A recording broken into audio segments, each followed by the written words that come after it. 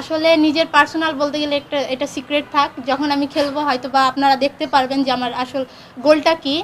এটা সিক্রেট থাক। আর আমাদের ব্যক্তিগত যদি দল হিসাবে বলেন, আমাদের হচ্ছে সবসময় বলবো আমাদের ইউনিটি হচ্ছে খুব থেকে স্ট্রং। আমরা মানে দলগতভাবে খুব ভালো, একে অপরকে খুব হেল্পফুল। যুক্তরাষ্ট্রের এক নম্বর জিম চেইন গোল্ডস জিম এখন আবারও বাংলাদেশে বসুন্ধরা আবাসিক এলাকা ও বসুন্ধরা সিটি শপিং মলে। এই তো যেমন বিপিএলটা আয়োজন করছে, সামনে হচ্ছে শ্রীলঙ্কা সিরিজ আছে, ওয়ার্ল্ড কাপে যাওয়ার আগে থাইল্যান্ড সিরিজ আছে। আমার মনে হয় যে এখান থেকে আমাদের অনেকটা মানে ভালো করার সুযোগ আছে।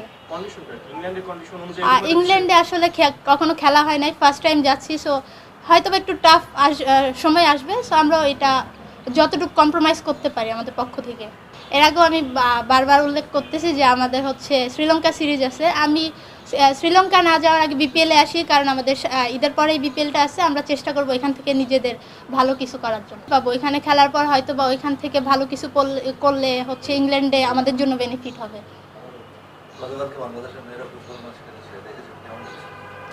ভালো খেলছে, একটা গোল হয়তো গোলকিপারের মিস্টেকের জন্য গোলটা খাইছে। সো ভালো খেলছে।